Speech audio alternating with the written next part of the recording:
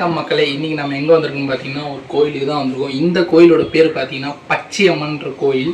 இந்த கோயில் எங்கே இருக்குது, எங்கே அமைந்திருக்கு அப்படின்னு பார்த்தீங்கன்னா விழுப்புரம் மாவட்டம் திண்டிவனம் வட்டத்தை சார்ந்த தனியல் என்ற ஒரு கிராமத்தில் தாங்க அமைஞ்சிருக்கு. ஸோ இந்த கோயிலுக்கு எதுக்கு வந்திருக்கோம் அப்படின்னு பார்த்தீங்கன்னா இது மிகவும் ரொம்ப பழமையான கோயில். இந்த கோயிலை வந்து 8 தலைமுறையாக 8 பரம்பரையாக வந்து இந்த கோயிலை வழிநடத்தி பராமரித்து வராங்க.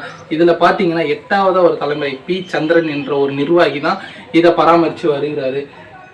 இப்போ பார்த்தீங்கன்னா இந்த கோயிலில் இருக்கிற சிறப்பம்சம் என்ன விஷயன்றதை பற்றி நம்ம அந்த நிர்வாகிகிட்ட கேட்கலாம். ஸோ அது மட்டும் இல்லாமல் இப்போ ஏன் இங்கே இருக்குன்னு பார்த்தீங்கன்னா இப்போ பார்த்தீங்கன்னா 1 ஆண்டு காலமாக வேலைப்பாடுகள் கொஞ்சம் நடந்து கொண்டு இருக்குது. எதுக்காக பார்த்தீங்கன்னா இன்னும் 1 வருஷ காலத்தில் கோயில் கும்பாபிஷேகம் பண்ணி முடிக்க போகிறதாக பேசிகிட்டு இருந்தாங்க. ஸோ அதுக்காக தான் இங்கே வேலைகள் நடந்துருக்கு. ஸோ அந்த கோயிலை நம்ம எப்படி இருக்குன்னு பார்ப்போம். அந்த கோயிலோட சிறப்பம்சத்தை நம்ம அவர்கிட்ட கேட்போம். வாங்க பார்க்கலாம்.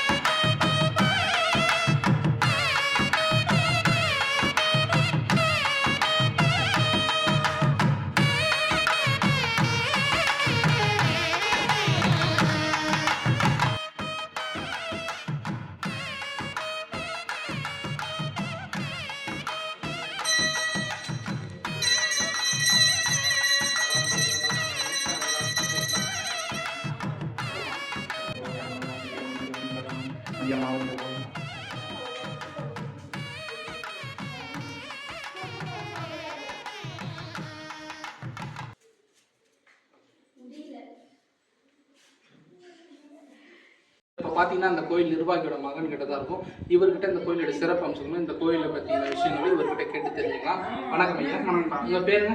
என் பேர் ஆதி. உங்கள் பேர் ஆதிங்களா? இந்த கோயில் நிர்வாகியோட மகன். இந்த கோயில் எந்த ஆண்டு கட்டப்பட்டாங்க? இந்த வருஷத்தில் கட்டப்பட்டாங்க? இது கட்டி 1000 வருஷத்துக்கு மேலே ஆகுது. 1000 வருஷத்துக்கு மேலே ஆகுது. பழமையான கோயில். ரொம்ப பழமையான கோயில். அப்படிங்களா? இந்த கோயிலோட சிறப்பு அம்சம் என்ன?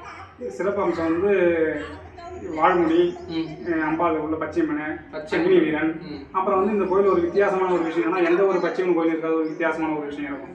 உத்திஷ்ட கணபதி, தன்வந்திரியர், சுக்கரன், ராகு, கேது, இது எல்லாமே வந்து இந்த கோயில் வித்தியாசமாகவே இருக்கும். எந்த ஒரு பச்சையம்மன் கோயிலுமே கிடையாது. அப்படிங்களா? அந்த மாதிரி ஒரு விஷயம் இருக்கும் நம்ம கோயிலில். சிறப்பு.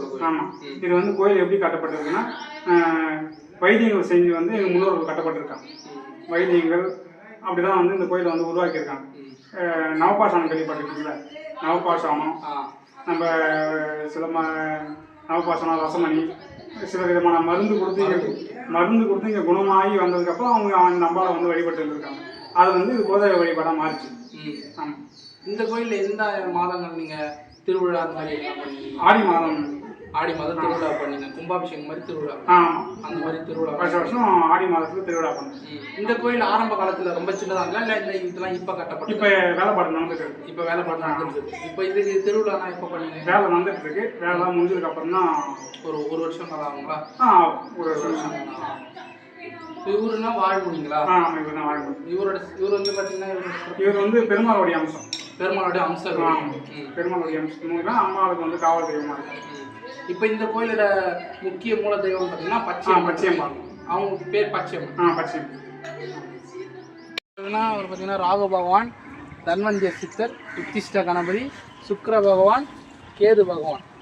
ஸோ இங்கே பார்த்தீங்கன்னா எந்த ஒரு பச்சையம்மன் கோயிலும் இல்லாத சிறப்பு பார்த்தீங்கன்னா பௌர்ணமி அந்த காலத்தில் வந்து பார்த்து நம்ம பச்சையம்மனை வழிபட்டுன்னா அவ்வளோ நன்மை இருக்குது அப்படின்றது இந்த கோயில் நிர்வாகி சொன்னாங்க.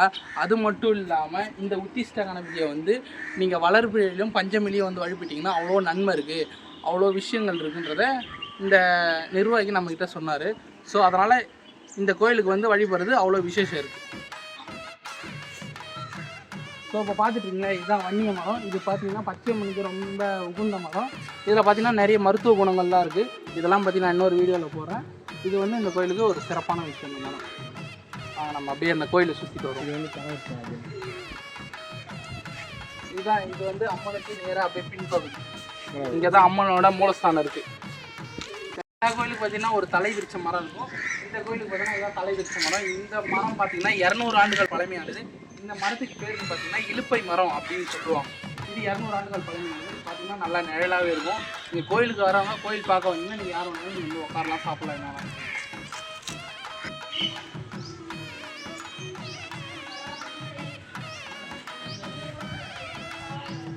ஐயா ரொம்ப நன்றி ஐயா.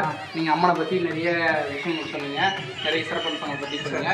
நீங்கள் பார்த்தீங்கன்னா அந்த அம்மனை வழிபட்டதில் எனக்கு ரொம்பவே பொண்ணிங்க, ரொம்ப சந்தோஷம். மீண்டும் ஒரு டைம் வரேன், ரொம்ப நன்றி. இப்போ பார்த்தீங்கன்னா இந்த வீடியோ நம்ம நிறைய பகுதிக்கு வந்துட்டோம். இந்த கோயிலுக்கு வந்ததில் பார்த்தீங்கன்னா நான் அம்மனை வழிபட்டதில் எனக்கு அவ்வளோ நன்மை இருக்குது, அவ்வளோ புண்ணியம் இருக்குது. அதுவும் இல்லாமல் ஐயா பார்த்தீங்கன்னா இந்த கோயிலோட சிறப்பம்சங்களை பற்றி சொன்னாங்க, ரொம்பவே நல்லா இருந்து. நீங்களும் வாங்க இந்த கோயிலுக்கு வந்து அம்மனை வழிபடுங்க. பக்தர்கள் எல்லாம் வந்து அம்மனை வழிபட்டு கோயிலோட அருளை பெற்றுட்டு போங்க. இன்னொரு வீடியோவில் பற்றி நம்ம அம்மனோட வரலாறை பற்றி இன்னொரு வீடியோவில் பார்க்கலாம். அது வரைக்கும் நன்றி, வணக்கம்.